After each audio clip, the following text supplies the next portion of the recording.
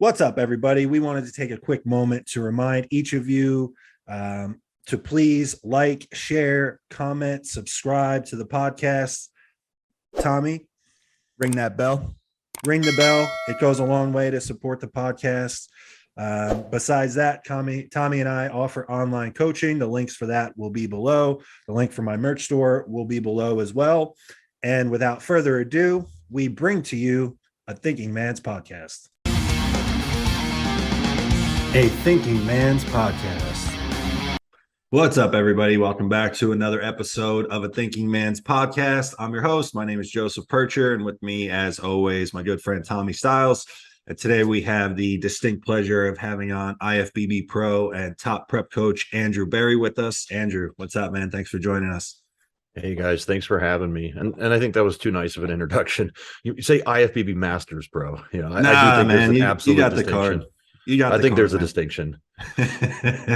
Well, we appreciate the humble approach. So I know we wanted to get into some different things in regards to your coaching career. Like I said, no questions, top prep coach.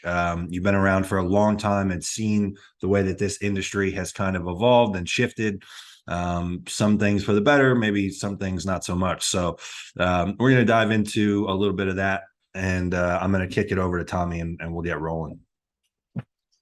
Yeah, so we'll give the listeners a quick little background run. Andrew, how long have you been coaching? You know, it's kind of funny because, like, what do you call coaching, right? Like actually collecting money for what you do, or, Right. you know, because back in the day when I started bodybuilding in like 1998, 99. And like my first coach, like while he told me what to do, he never called it coaching. It was more like I'm helping my buddy out. So that's what I started to do, was I just started helping people out until finally people started paying me for it. But I would say, like, seriously, you know, the evolution, probably I started in like 2006, you know, 2 or 3 of the local guys that were bodybuilding, I'd help them getting into the show, or some of the girls. And then more of a full-time approach like 2012, 2013. So Yeah, so I mean, 2 decades of experience and then a decade and a half of like having a true system. So in that time, you've seen the introduction of, so you've seen coaching on the message boards, you've seen coaching come into social media, and then you've seen kind of where it's at now, where it's almost like a thing people like aspire. Like, I never aspired to be a coach. It just kind of like you, it just kind of like happened. Same thing for Joe. We've talked about our backgrounds. But now I have people that like come to me, or you probably get it too, that they want to be coaches. It's almost like you're getting out of high school, you want to go do this career. So just kind of get us going, like, talk about some of the evolution you've seen of what it means to be a coach. Like you said, it started out for you, it's just like helping some buddies out, giving some pointers, maybe a little bit of guidance. And now it's like this full mentorship / I control every aspect of your life type thing. So I think it's been pretty cool and not so cool, the evolution of it. yeah, I mean, I guess, you know, the biggest thing is, because you mentioned the message boards, and then I guess Facebook, and now Instagram. I think Instagram, for whether it's great or not, it is a great tool for us as coaches, bodybuilders, to retain and get more business, right? You know, and getting back to like when people, you know, like you said, like some younger guys are like, hey, I want to become a coach, I want to do a full-time coaching thing. It's like, well, you can't displace the experience that you get from growing up as a bodybuilder yourself and making every mistake in the book, showing up to a show not looking great, and figuring out, okay, what did I do wrong there? Did I not diet hard enough? Did I over cardio? You know, was I not taking the right compounds? Whatever it might be. To today, like you said, you know, as coaches, like, we kind of have I wouldn't say like our systems or like our protocols, but we know how to troubleshoot a lot of different things along the way. Like, for instance, okay, you're behind in your prep. Well, we're going to have to turn it up and somehow, right? We're going to have to either increase the cardio, pull the food, you know, change the compounds around. Someone's having a sleep disorder, you can work around that. Someone's having a gut disorder. So it's not like you just saying, hey, here's your training program, here's a diet, talk to me in 12 weeks at the show, and we'll bring it in looking great. It's more of this micromanaging, as you talked about. Like, you know, I can think of an example. Like, I got a really good guy right now who our plan was to go to nationals, and he won his class. Was it last weekend or 2 weekends ago? I'm getting mixed up. Yeah, 2 weekends ago at the Connecticut, and he's a really good heavyweight. And like we knew he wasn't completely peeled, but we just wanted to get the qualification. So then we have another 7-8 weeks to get him in shape. Well, now he's coming down with some really bad gut issues. And it's something that's been kind of going on for his whole off season to now, where we've done multiple different protocols. We've worked with specialists. I think he's having a major vagal response, and a lot of the doctors aren't listening to him, and they're not listening to my insight, I guess, which, that's their prerogative. They're the ones with the MDs and whatnot. But I do think that as coaches, we can offer kind of an outside looking in approach versus that mainstream point A to point B approach that I think a lot of doctors do. But my point was saying is that, like, I think in my decision for him is we're going to pull him out because it's going to be the best thing for his health.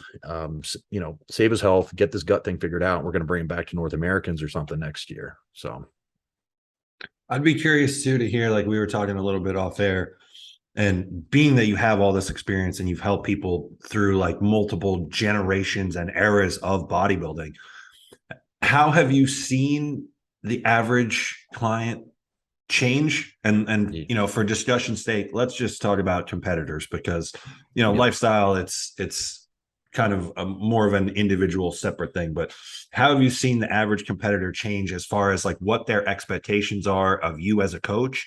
And then because of that, how have you had to change to kind of meet that new industry standard, where it's like, if you aren't doing some of these things, if you aren't sending Loom videos and critiquing training and all these things, like you're behind, and they're going to go find somebody else that will do that. So, what has that evolution looked like for you? I mean, I would say the average prep client is way more educated today than 5 years ago, especially more than 10 years ago. And a PhD's worth of knowledge more so than 15 years ago. I mean, you have clients coming to you with blood work. They have, GI maps, they have Dutch tests, they have results, and they actually kind of understand how to interpret them. So I would say it's a great thing, because as a coach and as, in the end, we're kind of educators. I don't really think of myself that way, but I am imparting knowledge on people. You got to make sure you're on top of your game at all times. And, I find like, resources like the J3 University, Jason Theobald, obviously, I work for the Mountain Dog Diet brand, John Meadows' site, the stuff we put out, YouTube, Dave Tate, there's just so many good mentors out there, people that have been around a little longer than we have, that we can continue to learn from, as well as a whole new crop of intelligent people that are sharing some stuff. Like I mentioned, like when you have a problem, figuring out how to troubleshoot that rather than just working harder or working longer or whatever it might be. Maybe there's a fix that needs to be done that doesn't involve actually working. It might be pulling back or adding a supplement in or whatever it might be. So yeah, absolutely. Clients today are much more educated. So you got to be, you got to stay on your toes with that. That's a positive spin on it. I was kind of expecting the other side of it, because there are definitely things, even with me not having that same level of experience. I mean, I got into bodybuilding in 2011, and this is pre-Instagram. And like we were talking, Tommy and I have talked about this. Just in my own experience, it feels like a lot of the younger competitors now are looking for ways to do things easier, almost because part of it is because they are so educated, but also I think a big hot topic and buzz phrase right now is like this fatigue management and all these things. Whereas like, same thing with you, with Tommy, with me, like when we were coming up, it was like, man, my coaches would get pissed because every time I'm checking in and prep, it's like, man, I could do more cardio. I could eat less. You could take these carbs away. And it's like, I know you could do more cardio.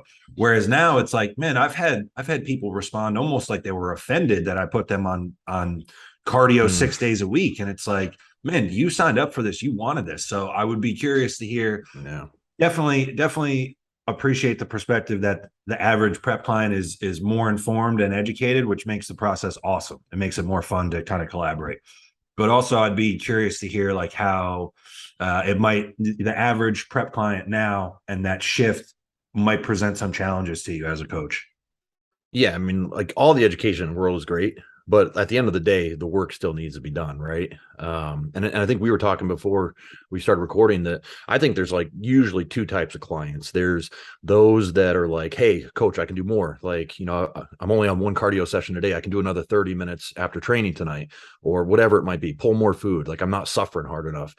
And then there's others that kind of like what you're alluding to, because of the education, because of the information, because of the fatigue management side of things that a lot of coaches talk about out there. I think they're looking for a magic or an easier way to the final result. And I think the problem is that, every coach has their 2 or 3 really good clients that respond to drugs, respond to food, respond to training, still are eating 400 grams of carbs, when they're in shape. So I think when you're posting about those people and you post, what they're eating, what they're doing, et cetera, people are like, oh, this guy must have figured something out. Like he has some way to manipulate. But at the end of the day, the work has to be done. Like I always tell clients, I'm like, look, I'm not going to tell you to do anything I've never done, whether it's drugs, whether it's cardio, whether it's dieting. And I've had preps where I've gone probably 30, 32 days without a carbohydrate. And I've done 2.5 hours of cardio, of machine cardio on top of 40 minutes of daily walks. Okay. So like when I tell people, when they're like, you want me doing an hour cardio a day, 2 30-minute sessions? I'm like, yeah, like honestly, that's child's play. Like, you know what I mean? Yeah.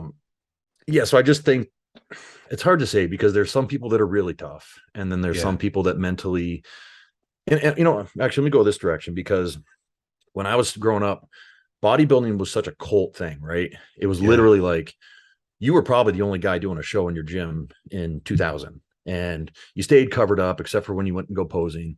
No one knew you were doing a show other than maybe you're a little quieter, your face got sunk in. Nobody gave a fuck either. That was the thing. No one cared. It just wasn't what it is today, to where like now you got the bodybuilders, you got the TikTokers, you got the girls that are, wearing half nothing, and everyone's doing pictures and video footage and YouTube and all that stuff in between. I kind of forgot where I was going with that, but it's just been a transition, I'm sure, especially for you seeing it all from the beginning, where it's like, man, the first 20 people that you probably helped were just in there in a hoodie, willing to die and eat dirt if it meant that they were in shape. So I'm sure it's been, you've had to adjust your game, and just how you communicate, I think, is a big one. Like I've noticed the average client now is much needier than I ever remember it. And this is not to knock all the people that, trust us and hire us. I think it's great. But I just remember sending off check-ins, and like, if I got one sentence written back in an email, it was just like, okay, like, see you next week. Now I have clients where like they send their check-in at noon, and if I haven't answered with a 10-minute Loom video by 4:00, they're like, hey, just want to make sure you got my email. It's like, yes, I got your email. Like, I'll get to you. Like, it's been 4 hours. Yeah. That's, I think that's a constant thing, especially when you get to like some higher numbers in terms of your clientele, being full-time and everything. But like, for me, it's a matter of having some rigid guidelines. Like, for my policy is, if you get your check-in by 10 a.m., it's going to get answered that day. All right. Unless I put up an auto response saying I'm on vacation or whatever it might be. Sure. Prep clients know, because I tell them exactly, okay, if it's Monday, we did your check-in, I'll probably want to talk to you again on Thursday, because the frequency of check-ins are going to obviously increase as you get closer to the show. Now I do have some people that like, they're repeat offenders, where they check in at like 11:30. And because you guys are probably like me, you like to try to bang out as much of your work as you can. And then maybe you have another project, or maybe you're starting new client plans, or you got the gym, or whatever it might be. And then that, having someone check in late like that, it just disrupts your day because it's out of order. And so my policy, I've now changed it to like, if your check-in isn't in by 10 a.m., I'm going to get to it tomorrow, but it's going to be after those people from tomorrow check in by 10 a.m. because those people on Tuesday are following the rules. Why should I penalize them for getting a later response because you decided to? And it's not an issue of like, oh, I work a night job and I get up at 10 o'clock. It's none of that stuff. Like, because I ask these people very specifically, obviously on the intake form, what's your daily schedule like? What time are you waking up? What time are you going, all that kind of stuff. So it's more like a willful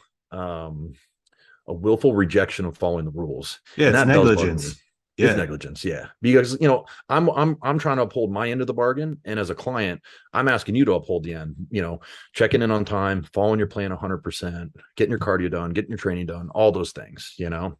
And it's like, man, I've had that same conversation with my people. I've tried to have something similar. And like you said, there's always these repeat offenders. Yeah. And a couple people listening to this will know, like, man, a couple times in a row and you're late, and then you're also the person following up and saying, hey, I haven't seen that you got back to it yet. Like, I've put a couple people on blast because it's like, I should not care about this more than you. Like this, Yes. I will care just as much as you, but if you can't be trusted to hold up your end, don't come to me then when I haven't answered you the same day when you were late to begin with. I mean, like when I check in anytime as a bodybuilder, I'm checking in with my coach, like my shit is ready. And like, I'm excited to send it off like fucking 7 a.m. that morning. Like, so it's like my check-ins to John were always in by 6 a.m. Even though I know he doesn't get up till 8 and he's an hour behind me on top of that, it was always like probably the first thing he saw. Yeah. Do you guys know Morgan Rice? Yeah. His fucking responses or his Instagram stories are hilarious. Like he has no problem putting clients on blast. He puts out pink slips saying he's going to cut people that week, and then he does, which is great. I mean, it just depends because he's got several streams of income with being personal trainer and running construction company. Like we probably all do like just coaching, so it's like. Like you said, like I'm not going to care more than you do, but I'm still going to carry through and do my job because, well, it's my business. I want the money, Sure. Right. So with the evolution of all this, with a more informed client, it sounds like it can go one of two ways. It can go a way that helps you as a coach and makes the relationship that much better and more efficient. Or I've seen it the other way. I'm sure all three of us have, where you get such an informed client that they almost want to supersede you and act like they're in charge. And it becomes like shoulder to shoulder. We're working together, not like you're leading as the coach. The kiss of death that I've heard from so many people, not even my clients, just people that talk to you, is I know my body.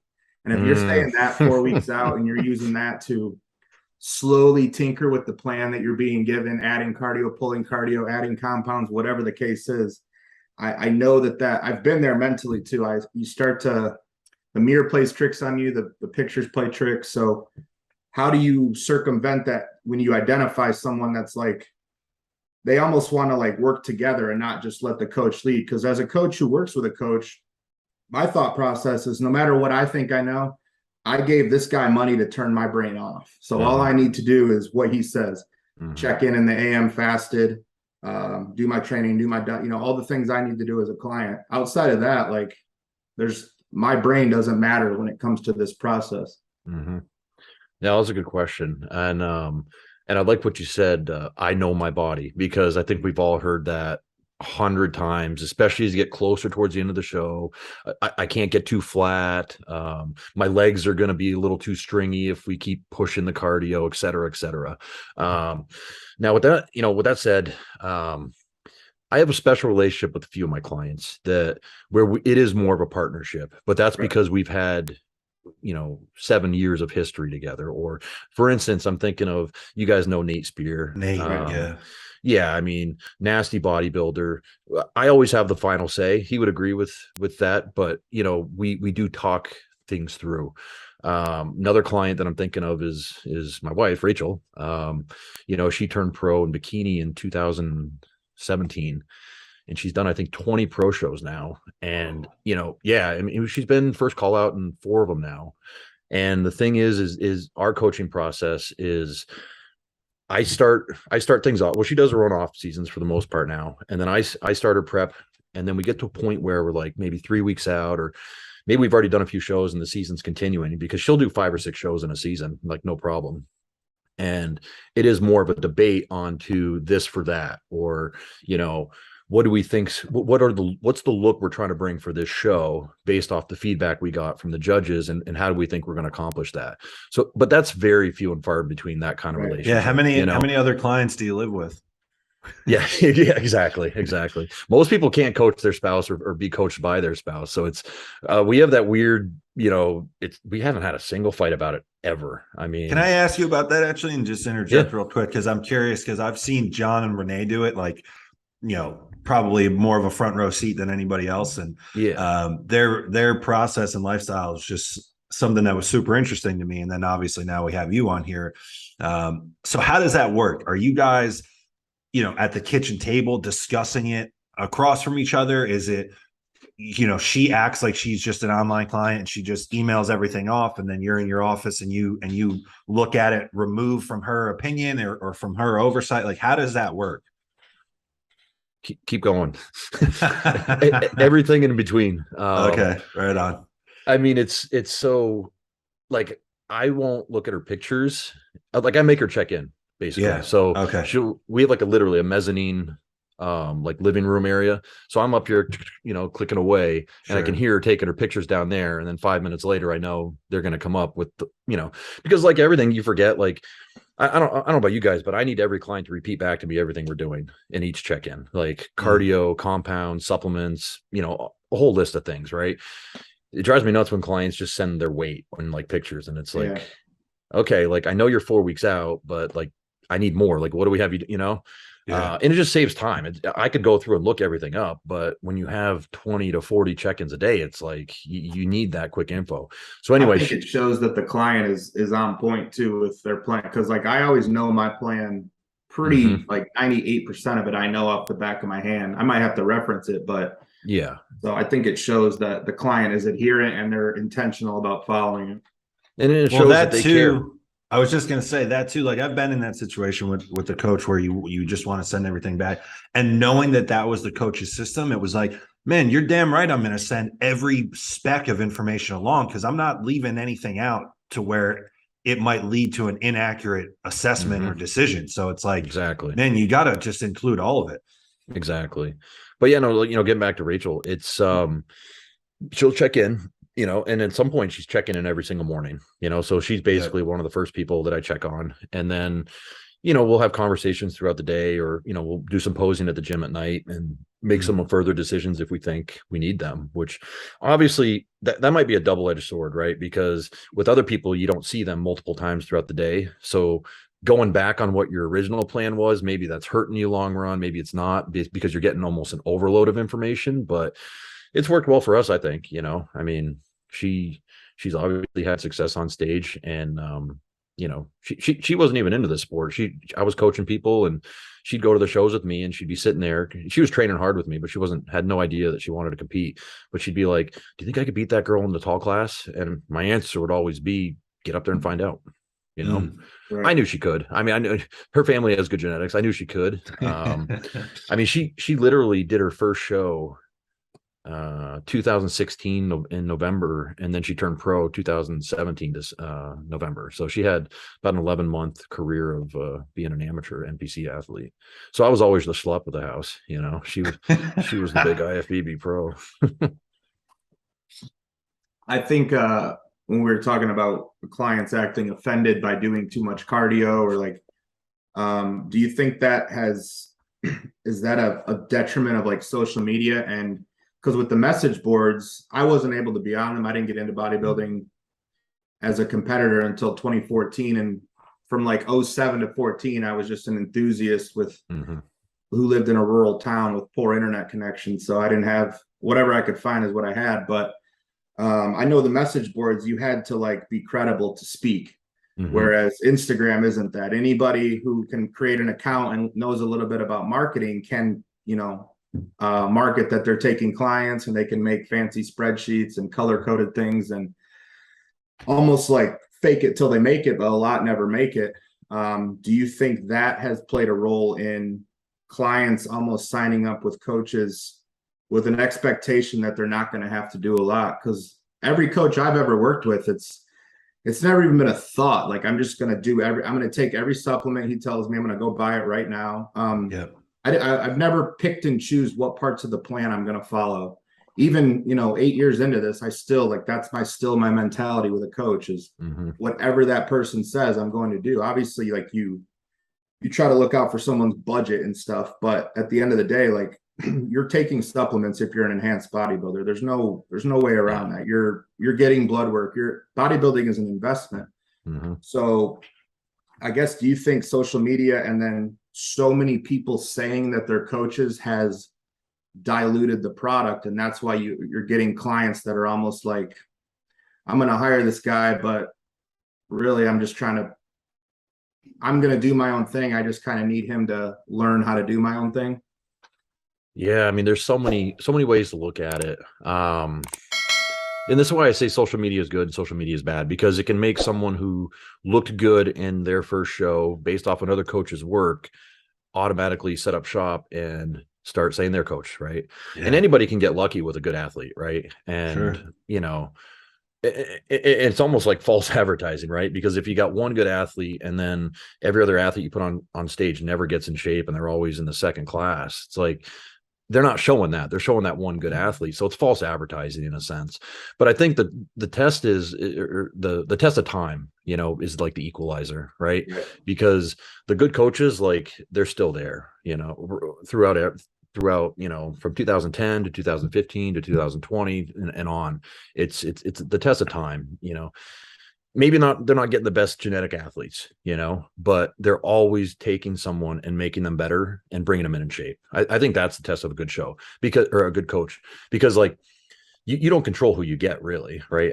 In terms of athletes, you can try to market yourself to women or men or particular Sure. classes, but let's say we're talking more on the genetic scale of things. You know, I'm not Chris Aceto. I'm not getting guys that are going to be in the wanting to be in the Olympia this Right. year. You Winning know, the not Olympia. Yeah. yeah, not regularly at least. You know, it's more so more average genetic guys is my bread and butter, and girls, and getting them class wins and then getting them to think about, hey, can I go to do a national show? And can I place top 5 at a national show? Can I maybe get my pro card? You know, I've got plenty of people that if you looked at them 7, 6 years ago, you'd be like, does that person even work out?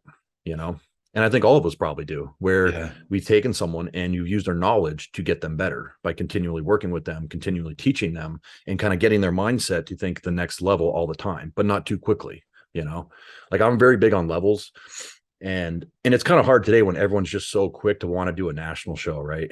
Yeah. um but you know, I don't let any athlete do a national show until not just winning their class at a local show. They need to win their class or the overall at a regional or like one of those larger shows like State level Eastern show, USA's. something. Sure. What's that? Or even like a state level show, something like that, like something bigger But than it's got just to be that one of the local good show. state level Yeah. shows. Yeah. Like in Vermont, our state level show is like it's hit or miss. You know, we've had good Right. athletes, but we've had middleweights and like lightweights win the overall sometimes. Yeah. No shit on those guys, but it's like your overall champion should be a heavy, maybe a light heavy or a super heavy, you know, because it is a bodybuilding contest at the end of the day. But then also the advent of all these other classes, you know, and there, and I always have this kind of like internal, I don't know what you call it, like debate in myself, like, are those good or bad? Because yes, it's kind of watered down the sport in a sense. Because when I think of pros, I thought of Jay Cutler, I thought of Ronnie Coleman, I thought of Dorian, I thought of those guys, which way out of my level, you know what I mean? And way out of most of the guys' levels that turn pro today, right? But because the IFBB NPC and the advent of Instagram and social media, it's just grown our sport so much. And that serves two things, you know. A, it's kind of watered down, but B, we also reach a wider audience where people that might not have ever picked up a weight before think, well, that might be cool. And then they find out they have really good genetics, and you find out you got the next Keon or, you know, the next Right. Terrence or something like that. So it is, yeah, it's just an interesting thing.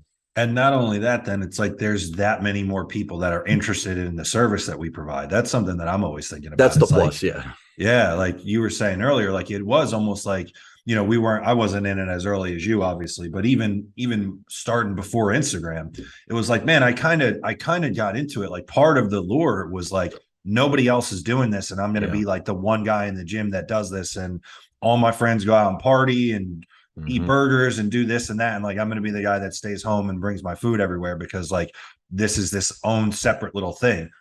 Um, And whereas there's more now it's, respect too.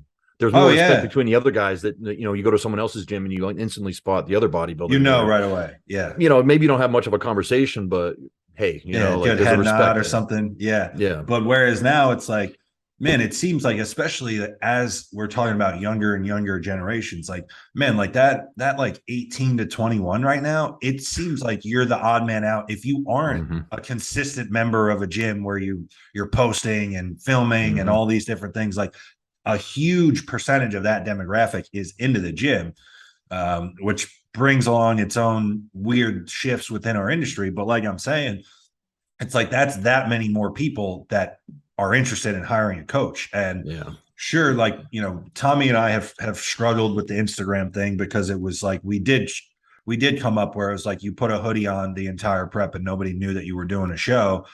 And now it's like you need to go out and do this. You would be a fool if you weren't posting on social media and all these things. But 20 years ago, like everything that I have for myself right now is because of coaching and social media and all the, like my job in my life right now doesn't exist 20 years ago. So it's an interesting dynamic, and kind of transitioning to that. I'd like to ask you too, you know, because there's all these different ways that the industry, the job itself, the sport has changed. One thing I'd like to hear your opinion on is like the evolution of drugs and how things are approached now, what the general sentiment around things is compared to how it was. So, you know, when you were coming up, and you don't have to necessarily dive into super specifics, but just as a general theme, how have you seen the perspective on PEDs change over the years? Man, this is interesting. So when I first started using PEDs, I was a freshman in college. And honestly, so this is how kids don't understand today how hard it was to get your hand on real drugs back then. Like my only drugs I could get at that time was I'd get the component TH pellets, how you make trenbolone. Yeah. And I was making Tren. And so my first cycle, I think Matt Porter's was too, was just straight Trenbolone. And I was taking 180 milligrams a week, and that was it. And I thought I was fucking, you know, swollen. I thought, you know, I thought I was like on the sauce, you know, but, shortly after that, though, I learned how to import steroids, and I got in a lot of trouble actually. I heard the story. I heard the story on the podcast. Yeah. Luckily, though, we played it off like, oh, I'm just a dumb 19-year-old kid, and didn't know that they were illegal, and thought they were just some bullshit. But hormone. What's that? Yeah, poor hormones. Thought it was a pro hormone. Yeah, exactly. But you know, and then today you got the high school kids, they're all on SARMs, you know, like we got this one kid I call Slenderman on SARMs, this fucking goofy, skinny kid. And first thing he does, you guys will blow your mind. He walks in, he takes his shirt off, whether it's fucking cold out, whether it's hot out, and he just starts posing in the mirror. And when I say he probably spends 60% of his workout posing, like I might be exaggerating the other way. Right. But anyway, the evolution of gear, I think, do you guys know Jerry Scalise? You ever heard of him? Yeah. He's like a New York guy, right? New York, New Jersey guy back in the day. Yeah, exactly. So I really keep my ear to like what the older guys used to do, kind of out of respect thing and to get their input. And I asked him one time, like, you know, what do we do differently than you guys do? And he's like, listen, man, he's like, you guys abuse the drugs way more than we ever did, but we abused the diuretics way more than you guys do. He's like, you guys are scared to do more than 12.5 milligrams of hydrochlorothiazide. He's like, I used to shut my water down on Wednesday. Okay. And then I'd start my aldactone the Monday before that. I'd start my hydrochlorothiazide on Wednesday, and then I'd add Dimidex or something else in on Friday, and sometimes injectable Lasix. And my mind hearing that, I'm like, holy shit, dude. And you guys all remember like the whole Shelby Starnes, you know, death cycle, etc. That was standard back in the day in terms of diuretic usage. We're actually very lucky as a sport that more people, and I know there's a few, but more people didn't really get hurt. But in terms of raw PEDs, I think, you know, 90s, 2000s, guys really started to learn how to use drugs synergistically. And they used more of them. And they also started adding in more compounds like IGF-1, growth hormone, insulin. And then we kind of reached a stage where we are kind of at, from like maybe 2015, 16 on, where all the coaches kind of wanted to act like they're low drug coaches, like they're purposely keeping their athletes lower than the other coaches are in terms of, you know, Tren and Masteron, et cetera. But I think that's kind of where we're at now. People try to get by with doing less in terms of the compounds, you know. And I just thought of another thing, that because you mentioned, Tommy, in terms of like following the plan to a T, there is one thing where I will absolutely take input on people, and that is the PEDs. Like if someone says, hey, you know, anything over 350 milligrams of real Tren, and like I get this massive heartburn and I can't eat meals, like I'm absolutely going to listen to that. Or like there's certain drugs I won't ever use with anybody. Like I'm not doing DMP with anybody. You know, that's probably the only compound, but but then again, there's nothing that, well, you know, actually some of these guys, some of the younger guys are really into the injectable orals, and I have very little experience with that. You know, for me, Yeah, I'm a little bit more old school with that. I don't mind talking doses. Like for me, it's no big deal to, an off-season guy, like a super heavy, like, 900 mgs a test, maybe 800 mgs of an EQ, and maybe 100 to 200 milligrams of NPP every other day, something like that. And then in terms of prep cycles, I honestly don't think I've ever had anyone do over 450 milligrams of tren. If anyone's listening to this, they can comment and say, no, you had me do 475 and call me a liar. But yeah, I do. Obviously PEDs are part of it, but I think they're not, you got to get in shape, more than anything. You got to get in shape. Now, what about orals though? Because I listened back, kind of in prep of this, because I had listened to it when it came out and then listened to it again. When on your podcast, you guys interviewed John, and he had kind of walked through how he basically used himself as a test dummy last year, where it's like he peaked for 4 different shows and used a single oral going into each of them. That's right. I would be curious because it felt like you were the most engaged during that interview. Like you were the one that it seemed like just following up with questions and really intrigued by the whole process. So I would be curious to hear like how with orals, if you've seen things shift, and just within your own use as a coach, if some of this like kind of new age stuff has kind of helped shift a different perspective for you. Well, I guess I should say with PEDs, it's always like I do actually ask, like, well, what's your risk tolerance? You know what I mean? Like as an athlete, that's a good way of putting it.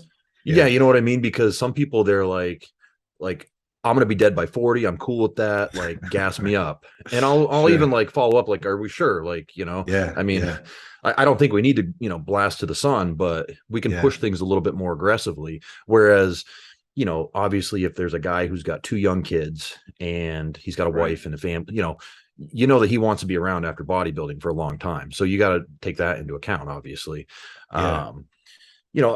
In terms of orals though, like I'm not a big off-season oral person. Like they might be used situationally, they might be used in the sense of someone's at a sticking point with a weight or a strength plateau. A training plateau. So we might do something special, say on like, all right, let's say someone's been trying to get their hack squat over 7.5 plates, and 2 or 3 weeks in a row, it's just been stagnant at 8 reps, and we're just trying to fight to get to 10 or something like that.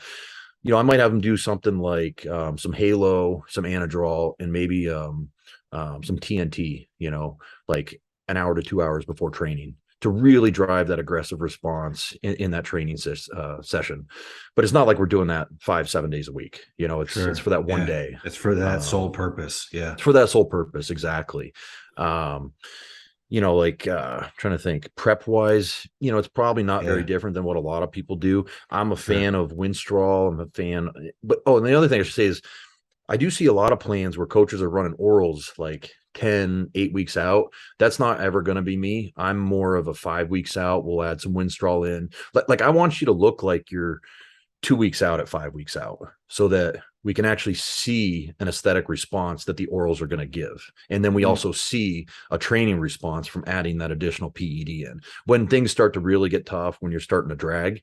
So it's not like I just I hate when I see pre-planned cycles written out, And I don't know how you guys do it, but I send like an example template that like literally says over it, like, this is not your cycle. This is just a template to kind of remind you what to have on hand for when we want to use it. Not guaranteeing we're going to use anything here, just saying have these things on hand. And I even told someone, like, because they're like, well, I don't want to buy all this stuff. It's like, well, if you don't use it, I'll buy it off you then. How about that? Fair enough. Now, I would be curious, like, because you mentioned training, like, what are you looking for? Being that it is like, based on the individual and that individual prep and all these things. So what are some of these telltale signs then that you're looking for before you're going to go ahead and add an oral just because it's 8 weeks out or 6 weeks out? In terms of like a training contest prep. Yeah. So just generally, like, are you seeing training starting to suffer? Is someone starting to come in where they have lines in their glutes now, and you're like, okay, now it would be worth it to bring it in. Like, what are you looking for? I can't say there's like one or two things. Like it's kind of always like this, I don't know, like a merry-go-round kind of going in your head, right? Of like where we're at with this prep, where we need to be, like for instance, if you got someone that literally just needs to qualify, you want to look good, but not empty the tank versus someone that's getting ready for Right. nationals or North Americans, your approach is going to be a little different. Like I Sure. probably wouldn't be using for qualifying show if the guy's good enough. If he's a national level guy, we probably shouldn't need to throw halo testing in over the last couple of weeks. We probably don't even need to use a diuretic. We're not doing those types of things. But in terms of like what we're looking for, when someone has been dieting, let's say they've been dieting for 12 or 14 weeks now, and they're starting to get to that flat point where, you know, we either have you on a carb cycle or whatever, but they're kind of starting to look flat all the time. I do think you can get a training boost and a physique boost from adding that oral in. And then it's just additive once you get over that hump of, okay, now they're in shape and you start to get to feed them back up a little bit. That's when the magic really starts to happen with the orals and all the other compounds in synergy. Their training starts to get a little bit better. You're probably pulling back on the cardio at that point. So you have a surplus of energy and it's going towards fullness versus fat accumulation. So I think, I think once someone gets to that flat point, I mean, unless they're just so behind that you got to keep them flat, you know, riding into that final week, which, you know, it's the case sometimes. That's one of those cases where fatigue management is a discussion to be had, where it's like, we've buried you for 15 weeks and now it's time to, like, we're ready early and it's time to start dialing things back to bring you back to life. Because there's points that, like you were saying, that point when you're flat all the time, it's almost like a physique just looks dead and flat to you all the time. But then, you know, you got to know the athlete too, you know, like I'm one of those people that I would get mistaken for a swimmer instead of a bodybuilder. That's me too. Up until, like, you know, the magic starts to go the other way. It's, you know, I start to question, man, am I even going to get on a bodybuilding stage, or am I going to do the 100-meter, you know, swimming thing, you know? But, you know, I live by the rule, like, you know, afraid to go flat, show up fat, you know? Right. I like that. Put that on a shirt and sell it. That's a good idea, actually. I truly believe that, though. I mean, you got maybe I don't know, 20 really good guys in this world that are good enough to where they never look flat. You know what I mean? Maybe the super freaks. Yeah. The super freak, you know, like the Carlos Thomas, you know? Has anyone ever seen a flat picture of him ever? No. Akeem comes to mind too. He's just always bubbly, hard and round. Yeah. Bubbly. But then at the same token, have we seen those guys truly peeled? You know what I mean? We kind of talked about this a little bit, like figuring out what your best package is. Because when I was coming up, because this is all I could do, and I've had to like change my mind a little bit as I get deeper into bodybuilding, is all I wanted to do is get dug out, shredded, see my fucking organs. I didn't care about the shape or how it looked or flatness, fullness. I just wanted to, like, and that's because that's what I equated prep to, is I need to feel pain for the next 20 weeks. Yeah, we were talking about that before you got on. So I think, do you have that talk with athletes, especially guys who maybe aren't as seasoned, like, hey, maybe giving up 5% conditioning just to bring a little bit of fullness so they don't look like a scarecrow on stage? Is that coming to your mind at all? Or are you just trying to get people in the best peeled condition possible, and that's what you're going to bring? No, I definitely have that thought process. And sometimes it's explaining to the client, like, honestly, like because this was me, you know, being absolutely completely peeled to the bone, shredded is not going to bring your best placing. It might bring the best look in your mind, but the judges are going to feel otherwise. Right. And I'll give you a quick one. In 2019 North Americans, I purposely brought Nate in super flat. I'm talking like we barely fed him because he had learned how to vacuum his stomach that year, and he started looking like a shape guy, whereas before he was just a muscular, grainy, hard, nasty Nate. You know, everyone always came up with that acronym for him. And so we knew that Cade Zook was in the class. We knew who else did we have? There's been so many times we did North Americans. Well, let's say we knew Cade.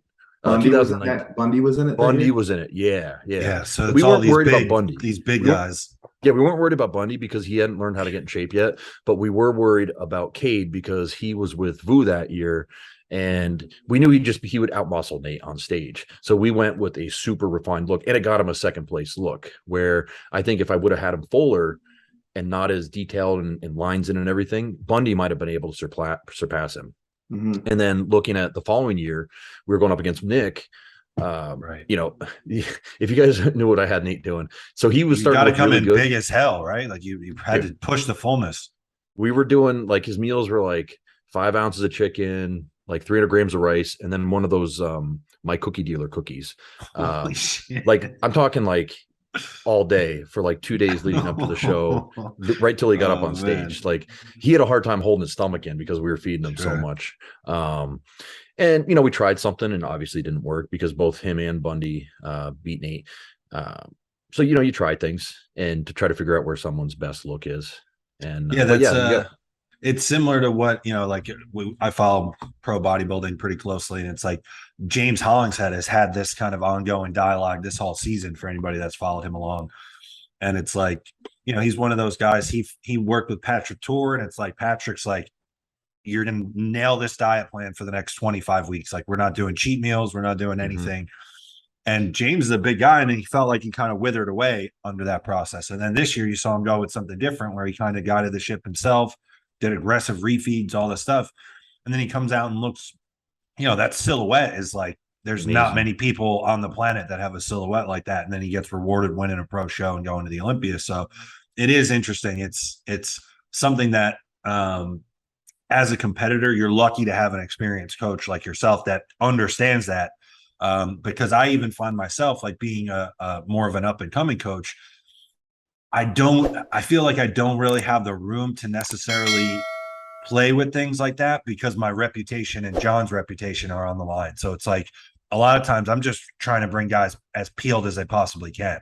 Now you start talking about guys with 270 pounds of muscle on them, maybe it's a different discussion, but anyway. I think when you're newer, like newer competitors, like that should be the only goal, is just like, because you need to take your body to a level it's never been. And regardless of placing in your first show, second show, third show, whatever, like that's such a good goal to have, because it's purely for you. Like you're only playing offense at that point, and you're just get as shredded as you can. And you want to have one time where, you know, you take it too far. So then you have that litmus test of like, all right, that was way too far. That's a great point. You learn a lot in that process. Dusty always says his favorite prep is the 2011 USA's, where he over dieted. They like 7 weeks out, they should have changed it up, and they just kept going. And he was sliced, but for his physique, he needed size. But at the same time, it's like he had the most fun in that prep because he was just digging and digging and digging. So it's whatever you want to get out of bodybuilding, and then taking the feedback after you compete. Yeah, there's just something to be said about knowing that you did everything you possibly could to get peeled, you know, and brought it too. Like, yeah, I'm a big sports fan. It's like there's something to be said for putting that on film and showing the rest of, you know, the rest of your fellow bodybuilders in the entire industry. Like, hey, when I want to, I have this card in my back pocket where I show up and I'm the most diced guy on the stage. Yeah. I think also, you know, you get, even if you didn't place as well as you wanted to, you're going to get that respect from your fellow competitors. Absolutely. You know, maybe you didn't look the best in the judges' eyes, but everyone in the stands, everyone that you competed with, guys online, whatever, they're like, dude, you did the work, man. I've been that guy where you lose to somebody bigger, maybe a little bit softer, whatever the case is. I've been in those shoes many times, but then it's like you post the photos, and I'm not doing it for everybody else.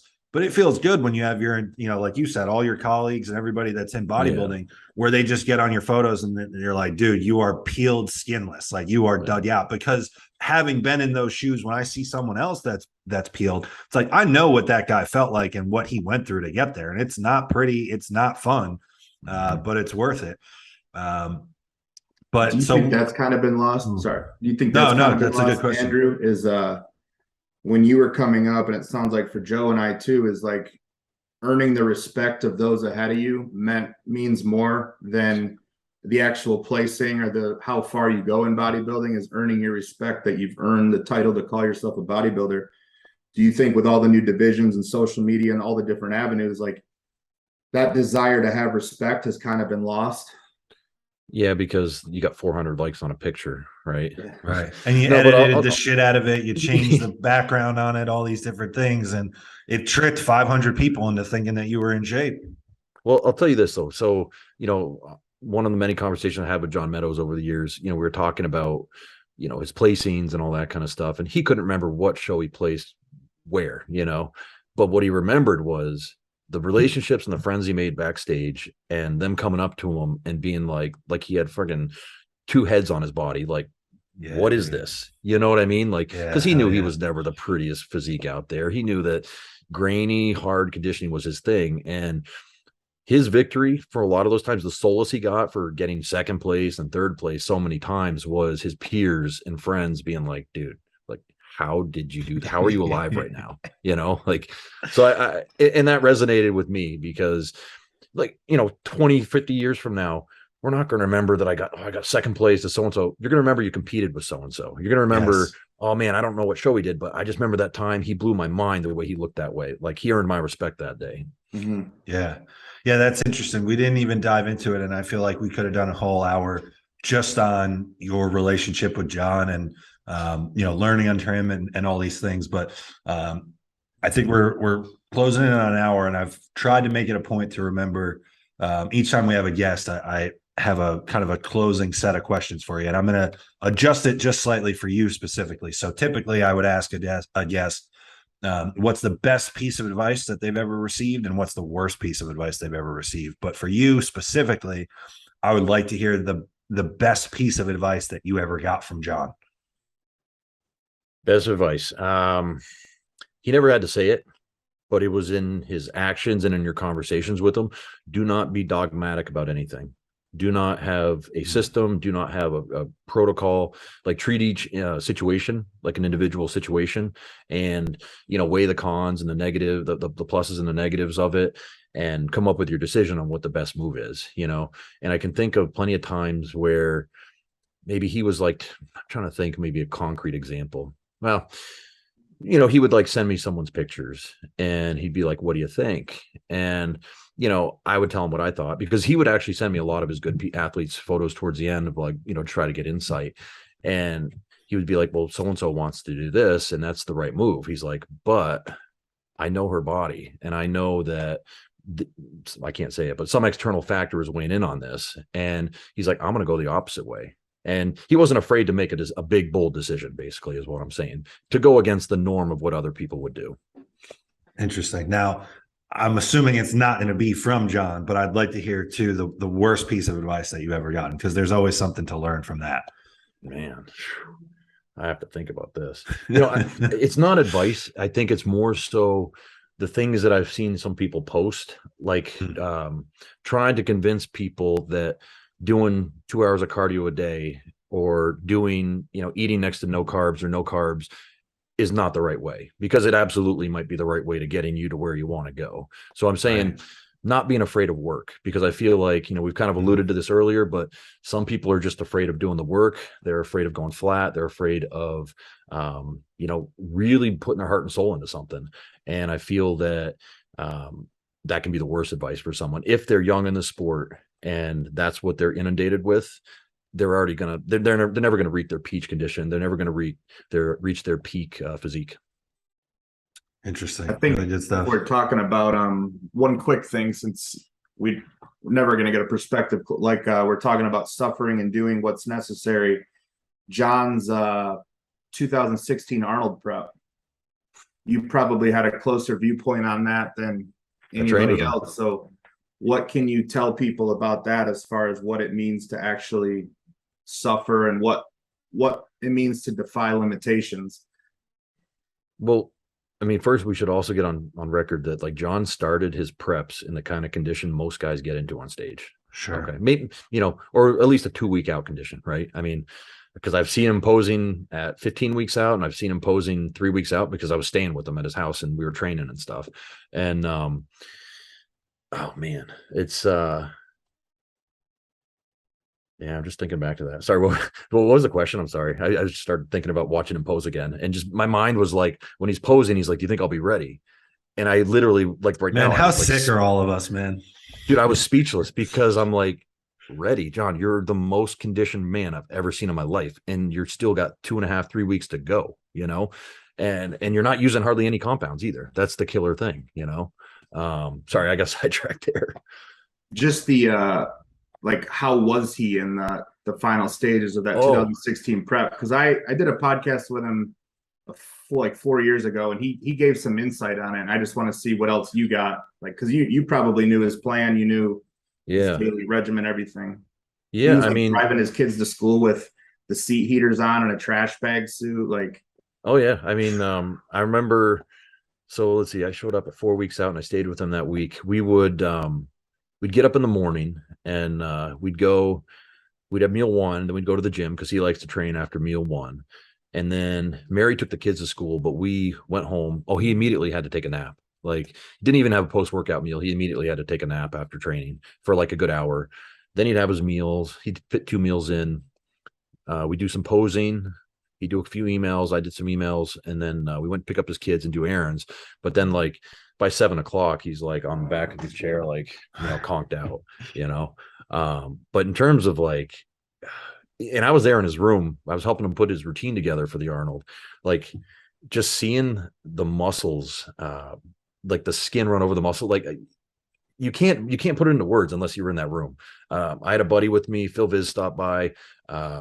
Everyone in that room, it was just dead silent to the point where he was like, do I look okay? Like he thought our silence was like, yeah, oh, you're man, off. like, Yeah. you're not looking so great. Like, we had just never seen a human being, and with that tan and everything. Here, I told this story before. He did his own shaving, and like he had like a streak of like hair that he just completely missed. And like he did his side chest, and I'm like, yo, John, like he already had his tan on. I'm like, you want me to see if I can go find some buzzers and like try to get that strip off you? And he like looks at it, he flexes it, and like you see like all 3 heads and freaking a 4th one growing on it. He's like, do you think I need it? And I'm like, nah, good point. Like, you're good. You're peeled to the bone even through that hair. So yeah, it was a wild experience. What was the I know he was like, was it just egg whites and ketchup down the stretch? Yeah, I mean, trying to remember. It was a lot of whitefish. We eat whitefish all day. Whitefish and black beans, which is a disgusting combo. Like, it was whitefish, black beans. In the morning, it was egg whites in sugar-free jam. I got to have oats. He had nothing. And then I'm trying to think. Yeah, I think he had 3 more. I think he was only eating 4 meals a day at that point, and it was egg whites and spinach with sugar-free jam, and then 3 meals of whitefish and black beans, and that was it. And the beans were like 90% fiber. Like, that's it. So yeah. Now everybody wants a refeed after 3 low days. I think it's good to share stories like that so people know, like, the human body can take a lot more than we think. I always tell people this when they're like, oh, I'm starving. And I'm like, listen, you're not starving. Like, the poor Jews over in Auschwitz and like the prisons during World War II, they were fucking starving when they lost 40% of their body mass, not fat. They lost their muscle, bone tissue, everything. Like, those people were starving. You're on a diet. Like, you chose to do this. Yeah. Like you're not starving. You're okay. Yeah. You're eating 6 times a day. Like, you're going to be all right. Yeah. But I think we're right at an hour, and I know that you're a busy guy, and we appreciate the time. So I think this is a good spot to wrap it up here. Tommy, is there anything else that you wanted to get from Andrew before we let him go? No, this is great. I definitely wanted to get a perspective from just a coach who's seen the different evolutions and the ebbs and flows of how everything's expanded. So yeah, absolutely. We appreciate your time, Andrew. And so for everybody listening, that's Andrew Berry with Tommy Stiles. I'm Joseph PIRCHER. This was a Thinking Man's podcast, and we are out. A Thinking Man's podcast.